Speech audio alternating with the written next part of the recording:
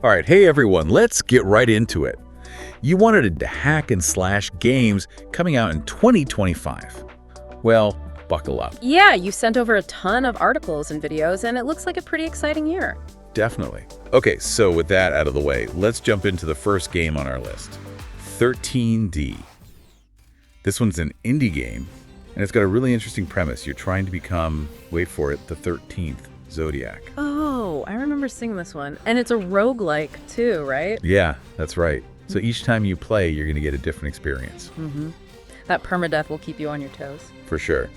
One thing that really stood out in the articles was that the combat has, like, no mana or cooldowns. Oh, wow. Interesting. Yeah, so it sounds like they're really going for that pure, unadulterated action. Yeah, it'll be interesting to see how they balance that. Like, resource management can actually add a lot to hack and slash. Yeah, that's a good point.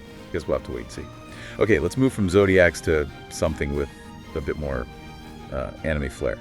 Next up is MIGHTREYA. Oh, yeah, this one looks visually stunning. For sure. And in this one, you actually get to create your own hero. Oh, really? So it's not just picking from a set roster? Nope, you're building them from scratch. Yeah. Interesting. I mean, think about all the different possibilities. You could create, like, a lightning-fast ninja, maybe a heavily armored warrior. Right. Or even, like, a character focused on magic and support. Exactly. So many different playstyles. Now, one of the articles mentioned that is from the same team behind Assault Spy. Yeah. Yeah.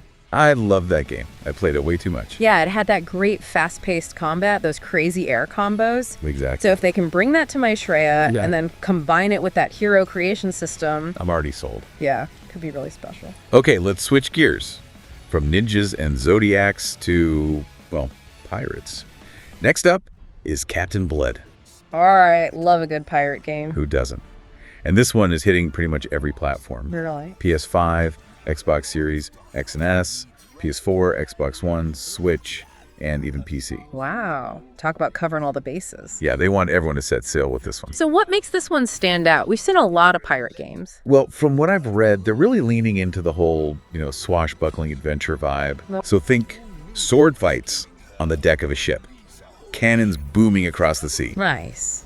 And of course, you can't forget those big epic ship battles. Yeah. I was just going to say, are there ship battles? Oh, yeah. Big time. Awesome. So you're not just like stuck on land. Nope. You get to command your own ship. Oh, I like that. That's cool. And what's really cool is that they're blending those ship battles with the hack and slash combat. So it's not just like one or the other. Oh, interesting. Yeah, like imagine you're at the helm of your ship, cannons are blazing, and then boom, you got to jump into a sword fight right there on deck. Okay, I see it. That's awesome. It's a really cool blend of action and strategy. I like it. I like it a lot. Okay, let's move on to a game that's gotten a lot of attention. Lost Soul Aside. Lost Soul Aside.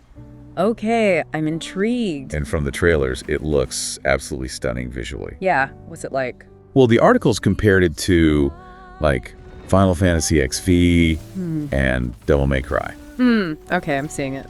Like, in terms of its style and visuals. So we're talking like epic cinematic action. Oh, yeah, for sure. And the combat looks super fast-paced and stylish. Nice. I'm definitely adding that one to my watch list. Okay, now get ready for this next one. The name alone is amazing. It's called Shred and Tear. Explosive Kajun. Okay, you had me at Explosive Kajun. Yeah, this one is, how do I put this? It's a lot. Okay, lay it on me. Well, for starters, it's set in this, like, brutal industrial world. Okay. And you play as, get this, a mecha waifu armed with giant claws. A mecha what? A mecha waifu. Whoa, okay, so we're going full anime here. Oh, yeah. And your enemies are these, like, grotesque alien monsters called the Tentamen Empire. The Tentamen Empire. Yeah, it's like they crawled straight out of a nightmare. Okay, well, Yeah. it's definitely memorable. Yeah, it's not subtle. This one sounds like pure mayhem, in a good way, of course. Oh, yeah, definitely in a good way. Sign me up. Okay, so we've had pirates, ninjas, mechs, and now let's talk about a game that's all about mastering the art of, well, martial arts. Phantom Blade. Executioners. Oh, yeah, I saw a trailer for this one. It looked really cool. Yeah, this one looks like it has some serious depth to the combat. So you get to choose from 4 different heroes, Okay. and each one has their own unique set of, like, wuxia skills. Right. And the whole combat system is based around these, like, dynamic skill chains. So it's all about like timing your attacks just right, creating these devastating combos. It's not just button mashing then. No, not at all. You got to think about it. Exactly. I like that. All right, let's move on to a game that's, well, it's blending high-speed combat with parkour. Parkour. Now that's interesting. What's the game called? It's called YASUKE, A Lost Descendant. It's like ninjas meet free running.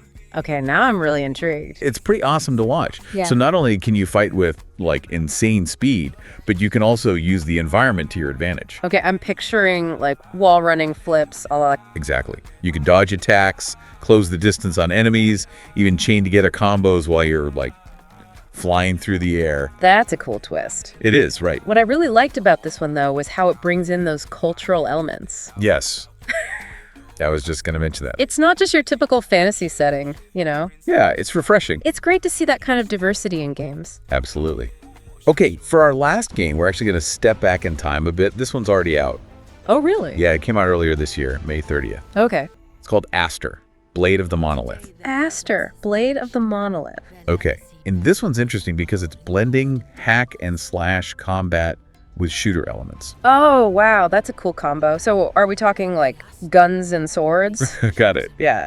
You're not just swinging a sword, you're blasting enemies with some serious firepower. Interesting. I mean, we've seen some games experiment with that, but it's not super common. Yeah, it's a really unique blend. And it all takes place in this mystical world called Gliese. Gliese, huh? Okay, tell me more about that. Well, it's like a blend of fantasy and sci-fi, but with this really cool mystical vibe.